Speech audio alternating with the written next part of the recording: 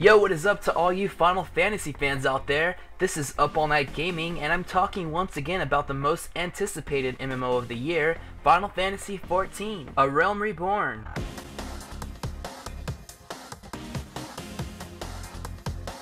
Yes, Final Fantasy XIV, loved by many, hated by few, what some think is an offline RPG that is the sequel to a previous Final Fantasy, and for some reason they think they need to beat it just to be able to play this game.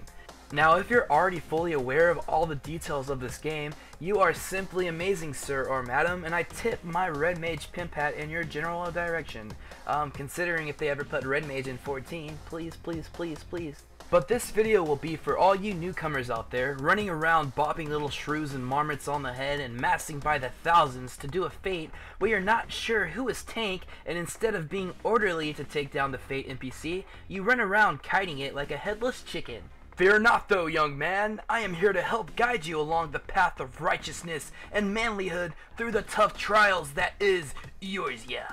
Along the way, I will be making helpful videos that will, in other words, help you decide which path to follow, be it the way to godliness where the babes will come to you by the millions and billions, or the path where you just run your little legs to the nearest in-game beach resort and stare at those sunsets and cry your heart out.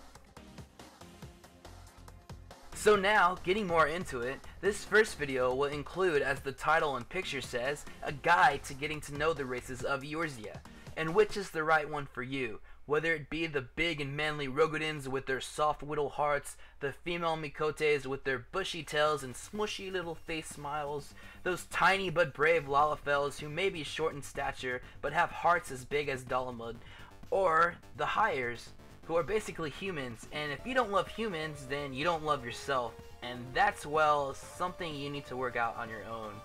Awkward, but anyway, let's get started with discussing each race type and the stats you start out with that will go along with them. This will better help you understand which race will have an advantage among the job and class types that are out there to choose from. Now let's start off with those big and scary Rogodins, shall we?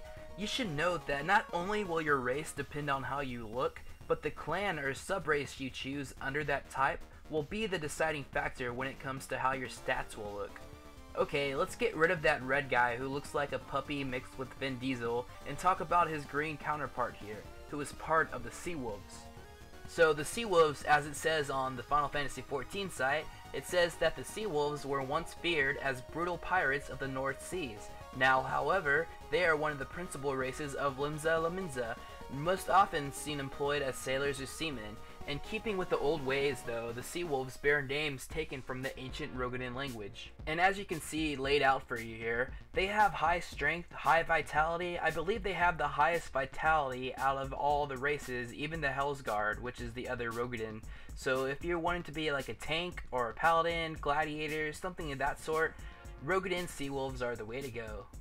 Now that we talked about the Seawolves, let's talk a little bit about the Hellsguard. The Hellsguard are a small clan of Rogodin that have carved out a home in the north part of the Abalathia Spine. It is a clan tradition to enter the mercenary trade. Thus, the Hellsguard took to giving themselves easily remembered names made up from words in common tongue, like Bob or George, I guess. They are a common sight on the streets of Ul'dah, earning a living as a sellsword or a bodyguard. Now, if you can get past the Vin Diesel and Kim Kardashian Rogodin lookalikes, let's look at the stats for a minute. They have less strength than the Seawolves, less dexterity, less vitality, but they have higher intelligence in mind, so that makes them more of a caster type, I guess. If you wanted to be a Rogodin caster, the Hellsguard is your choice. Now on to the next race. Let's talk about the Elizons. I haven't mentioned them yet. Let's talk about the Wildwood Elizons. It says on the site, the forest of which the Black Shroud is the tangled heart of, have been home to the Wildwood Elizons for hundreds of years. Many of the Wildwood, however, have been drawn to the city-states they helped found, such as Ishgard or Gridania. Their fondness for law and order has contributed to a reputation of being haughty and argumentative. So they're pretty much ignorant people, I guess. But anyway, let's look at the stats for these guys. And if you look at the stats for these guys, they have really high dexterity. I think they actually have the highest dexterity out of all the races. So if you want to be something like Dragoon or just like a DPS class, Wildwood Elizin would be a really great choice for you, as it would probably put out really good DPS. And after the Wildwood, the Duskwights are next. And for the past several centuries, the Duskwhite Elizin have lived in the woodland caverns of Eorzea. These cave-dwelling Elizin are the descendants of a branch that split from the main Wildwood clan during the founding of Gridania. The Duskwhite despise the shackles of urban life, and it is not uncommon for this reclusive people to avoid city-states altogether. So these guys are kind of like loners that like to hang by themselves in their own kind.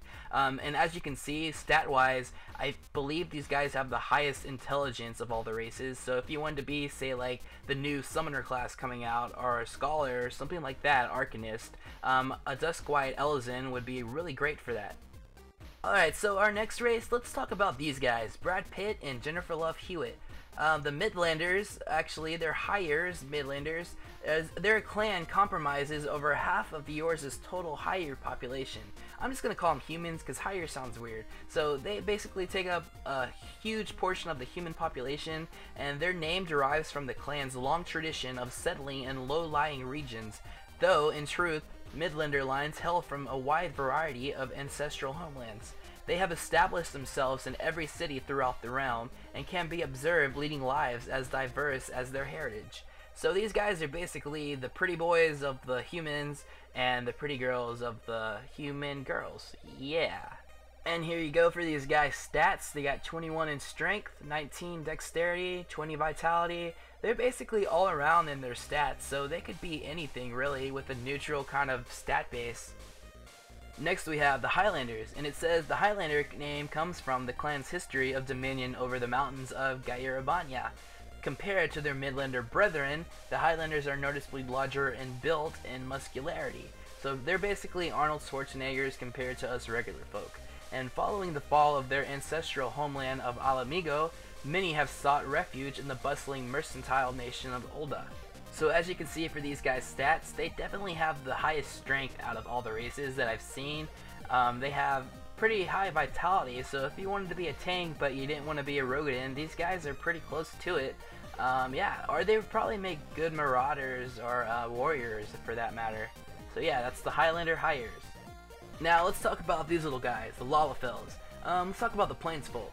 It says the Plainsfolk have settled in Lanaskia and other regions where the ground is flat and easily cultivated. Though many live the life of farmers, it is not uncommon to see Plainsfolk residing in Limsa Laminza, holding positions in the navy or working in their fisheries. So they're basically like fishermen, farmer types, and they're well known for their relaxed and carefree demeanor. So they're just like laid back farmers, fishermen. They just like to have fun and make a good like labor working wage, I guess. That's pretty cool. Here are their stats. Their stats: 18 strength, 22 dexterity. So these guys are more of your melee class of if you want to be like, I guess, a little mini tank, or if you want to be a little mini dragoon, the Plainsfolk is the way to go for you. So now let's talk about their brethren, the Dunesfolk. The Dunesfolk can be found on the scorching sands of Thanalan, and as the founders of the merchant city of Ulda, they are famous for their obsession with commerce, and a natural inclination to transform ideas into action has served the Dunesfolk well in their business dealings. So these guys are like basically money-hungry little Lalafels. They're mainly, if you look at their stats, they have really high intelligence, stuff like that. So if you want to make like a caster type, a white mage, a conjurer, black mage, then these Lalafels are probably a really great choice for you. So now let's talk about our last race, the Makotes. And yeah, we have male Makotes this time. And if you know Final Fantasy XI, like the female Mithras only being female, this is something new, guys. So if you like playing as a cat, I guess this is for you. So these first Makote, the Seekers of the Sun, basically defy everything about their culture because they praise the goddess of the sun. And if you look at their stats, they have more dexterity than intelligence, so these guys are more of a melee type. If you want to make like a monk, something like a dragoon, archer, definitely pick Seekers of the Sun. So these next guys are the Keepers of the Moon Makote. They're actually opposite of the Seekers of the Sun because they come out at night and they praise the moon goddess. And also, they're really high in intelligence, so these guys are more of caster type. So if you want to make like a white mage or a black mage Makote, make a Keepers of the Moon. You can still make it look like a Seekers of the Sun Makote, but I would just pick Keepers of the Moon if you would like to have higher intelligence. And after that, I believe that sums up all the races, guys, and all the stats that go along with them.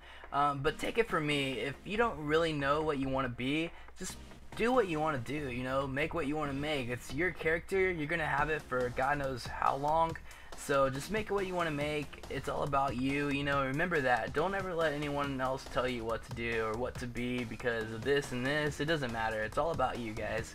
I also want to give a big props to this community of Final Fantasy XIV. Like, everyone who plays this game is super nice, and so if you're one of those people, you know, a big props and thumbs up to you because you're awesome.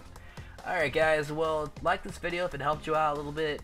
Subscribe if you want to see some future videos of mine. I'm going to live stream this when it comes out, upload a lot of my character, where I'm playing, if you want to play with me and go through some dungeons or fish together or just talk to me about your day, I don't care.